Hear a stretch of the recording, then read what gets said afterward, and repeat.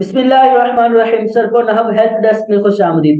آج کی اس ویڈیو میں مستثنی کا اعراب کیا آتا ہے، حالت جری میں کب ہوتا ہے، منصوب کب ہوتا ہے، عامل کے اعتبار سے اس کا اعراب کب آتا ہے، یہ پڑھیں گے۔ لیکن اعراب پڑھنے سے پہلے چند ایک اصطلاحیں ہیں جس کا تعلق استثناء کے ساتھ ہے، وہ جاننا بہت ضروری ہے۔ تو وہ اصطلاحیں دیکھ لیتے ہیں۔ سب سے پہلے جو استثناء ہوتا ہے، استثناء کے سبب میں تین چیزیں ہوتی ہیں۔ ایک ہوتا ہے مستثنی من، مستثنی من ایک مستثنی من ہوتا ہے۔ اس کے بعد ہوتا ہے کلمات استثناء، کلمات استثناء کلمات استثناء میں کچھ ایک آتا ہے، یعنی کچھ ایک بھی کلمہ استثناء آ جاتا ہے، اور اس کے بعد آتا ہے مستثنی۔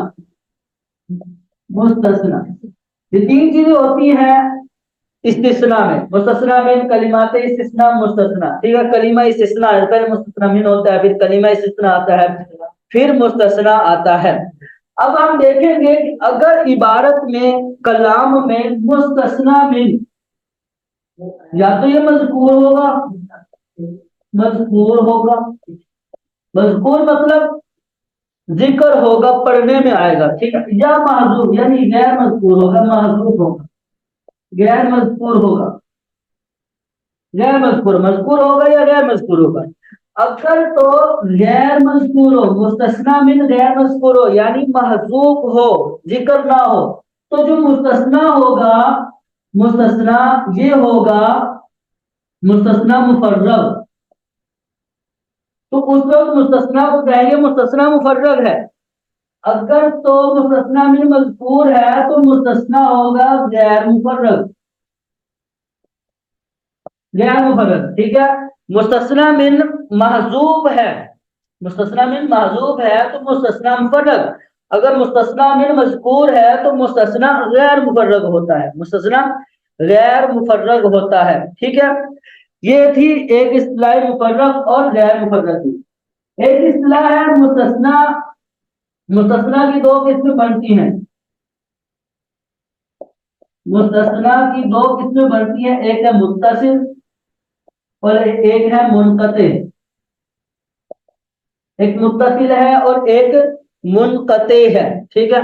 متصل میں کیا ہوتا ہے، جب مستثنی جو ہوتا ہے وہ مستثنی من کی جنس سے ہو، مستثنی من کی جنس سے ہو تو متصل۔ مثال کے طور پر جا القوم الا زید، ٹھیک ہے۔ اب یہاں دیکھیں قوم کیا ہے، انسان ہوتے ہیں قوم، زید بھی کو انسان، یعنی زید کا تعلق قوم کے ساتھ ہے، اسی کی فیملی سے ہے، اسی سے تعلق ہے اس کا، انسانوں کی بستی میں بستا ہے یہ، ٹھیک ہے۔ زید کا تعلق قوم کے ساتھ ہے، قوم کا ایک حصہ ہے، تو یہ ہوتا ہے مستثنی متصل۔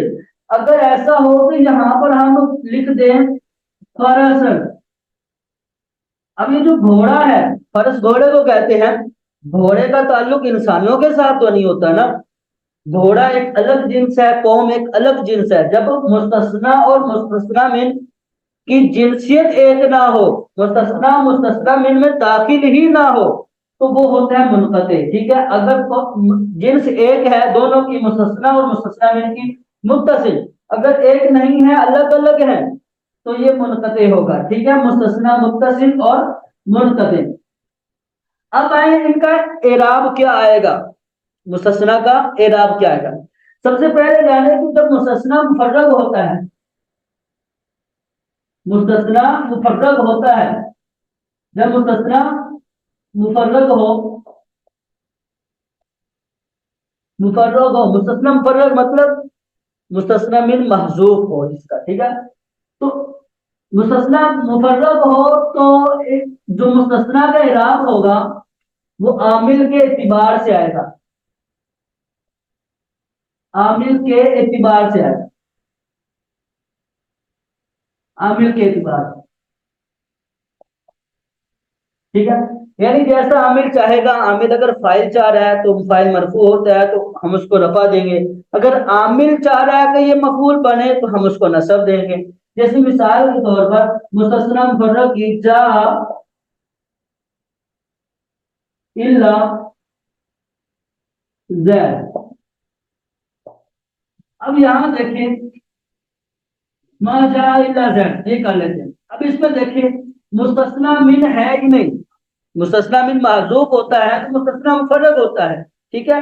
اب یہ کلام یہ مستثنی مفرغ ہے, اب اس کا اعراب عامل کے اعتبار سے آئے گا. اب فعل ہے, فعل کا تقاضا کیا ہے یہاں پر فاعل کا, کیونکہ فعل کے لیے فاعل ہونا ضروری, تو ہم اس کو کیا دیں گے رفع دے دیں گے, اس کو ہم رفع دے دیں گے. اگر اس کا تقاضا مفعول کا ہو جیسے ما لقیت الا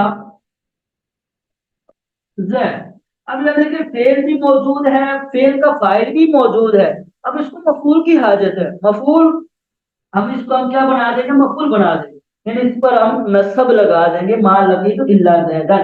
مستثنی مفرغ ہوگا تو عامل کا جو اعتبار ہوگا, عامل جو چاہے گا عمل دے گا, ٹھیک ہے. عامل اگر چاہ رہا ہے کہ اس پر رفع آئے تو رفع آ جائے گا, عامل چاہ رہا ہے کہ نصب آئے تو نصب آ جائے گا. عامل کے اعتبار سے آئے گا, عامل کے مطابق آئے گا جو مستثنی مفرغ ہو, ٹھیک ہے. اب دوسرا پوائنٹ یہ ہے کہ مستثنی غیر سوا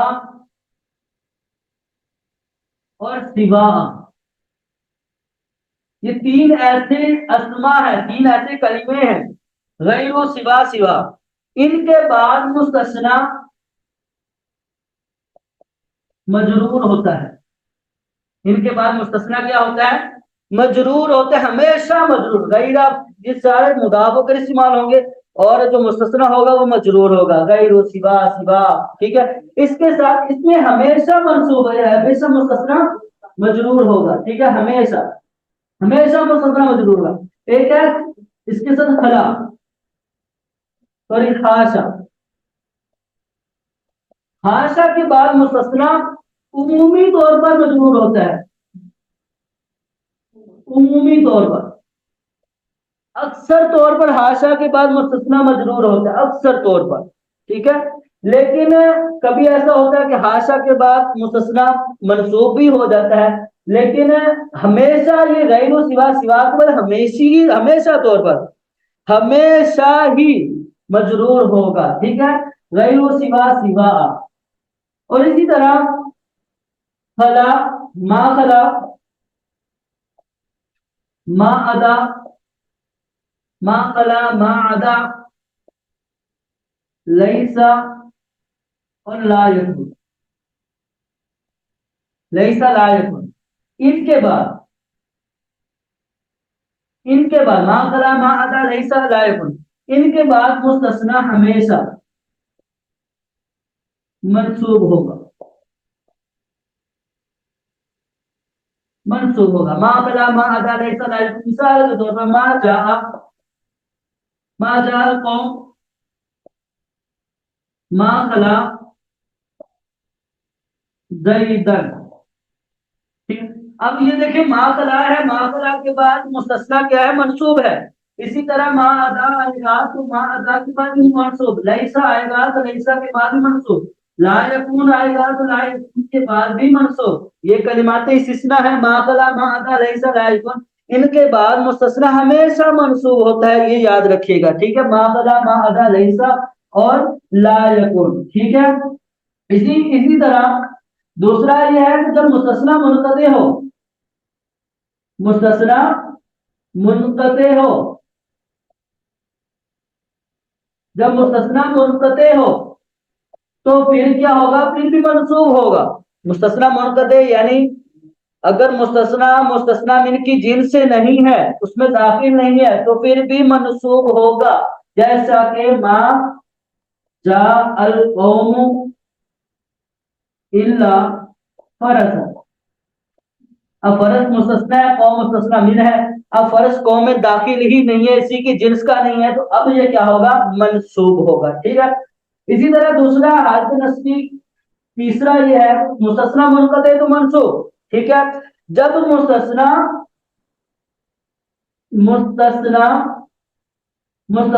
من سے پہلے آ جائے, मुस्तस्ना मिन से पहले आ जाए, पहले आ जाए, मुस्तस्ना मुस्तस्ना मिन से पहले आ जाए फिर भी मनसूब होता है। मुस्तस्ना मुस्तस्ना मिन से पहले आ जाए फिर भी मनसूब, जैसा कि मिसाल के तौर पर माँ जा इल्ला ज़ैदन ओम। ठीक है, अब ओम क्या है? मुस्तस्ना मिन है। जैद क्या है? मुस्तस्ना। अब मुस्तस्ना मिन की तरतीब तो यह थी कि मुस्तस्ना मिन पहले आएगा, अर्थे कलिमाती कलिमा इस्तिस्ना बाद में आएगा और मुस्तस्ना आखिर में आएगा, ये तरतीब थी। लेकिन यहाँ तरतीब ही उलट है, पहले कलिमा इस्तिस्ना, इसके बाद मुस्तस्ना और आखिर में मुस्तस्ना मिन है। तो मुस्तस्ना जब मुस्तस्ना मिन से पहले आ जाएगा तो फिर भी मंसूब होगा, इस पर नसब आएगा, मुस्तस्ना पर नसब आएगा। ठीक है, चौथी सूरत ये तीसरी सूरत की चौथी सूरत ये है कि जब मुस्तस्ना कलाम मोजा में आए, मुस्तस्ना कलाम मुस्तस्ना कलाम मोजम में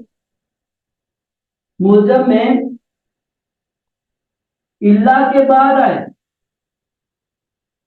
इल्ला के बाद आए, मुस्तस्ना कलाम मोजम में इल्ला के बाद आए, मुस्तस्ना कलाम मोजम में इल्ला के बाद आएगा फिर भी मनसूब होगा। ठीक है, अब कलाम मोजब कहते हैं किसे? कलाम मोजब वो होता है कि जिसमें नफी नहीं इस्तिफहाम ना हो, इस कलाम में नफी नहीं इस्तिफहाम ना हो, वो कलाम मोजब होता है। जिसमें हो उसको कलाम गैर मोजब कहते हैं। ठीक है, मिसाल के तौर पर मा जा जा जाल कौम इल्ला ज़ैदन। ठीक है, अब यहाँ देखिए कलाम क्या है? मुजब है। इस कलाम में नफी नहीं है, ना इस्तिफहाम है और ना ही नहीं है। ठीक है, जाल कौम इल्ला से, और जो मुस्तस्ना वो इल्ला के बाद भी आया हुआ है, तो अब ये जो मुस्तस्ना है ये मनसूब होगा, हालत नस्बी में आएगा। ठीक है, ये चार पांच सूरतें थी, चार मनसूब की सूरतें थी। एक सूरत आमिल के एतबार से आएगी और एक सूरत में वो मजरूर होगा। ठीक है, अगर मुस्तस्ना मुफर्रग होगा तो मुस्तस्ना का इराब, मुस्तस्ना मुफर्रग होगा तो उस वक्त आमिल के एतबार से इस मुस्तस्ना का इराब आएगा। ठीक है, आमिल चाह रहा है कि फाइल बने, इस पर रफा लगा देंगे। आमिल चाह रहा है मफूल बने तो उस पर हम नस्ब लगा देंगे। अगर गैर सिवा सिवा और हाशा के बाद जो मुस्तस्ना आता है वो मजरूर होता है। ठीक है, ये मुदाफ बनते हैं और मुस्तस्ना मजरूर हो जाता है, गैर सिवा सिवा और हाशा कभी कभी उमूमी तौर पर। ठीक है, इसी तरह मा फला मा अदा लैसा और ला यकून के बाद मुस्तस्ना मंसूब हमेशा मंसूब होगा। ठीक है, इसी के साथ एक और ऐड कर ले, अदा और खला उमूमी तौर पर इनके बाद मंसूब होता है, अदा और खला। ठीक है, इन चार के बाद तो हमेशा मंसूब होगा और खला और अदा के बाद कभी कभी उमूमी तौर पर मंसूब होगा। ठीक है, मुस्तस्ना मुनक़ते है तो फिर भी मंसूब, मुस्तस्ना अगर मुस्तस्ना मिन से पहले आ जाए फिर भी मंसूब, अगर मुस्तस्ना कलाम मोजा में इल्ला के बाद आ जाए फिर भी मंसूब होगा।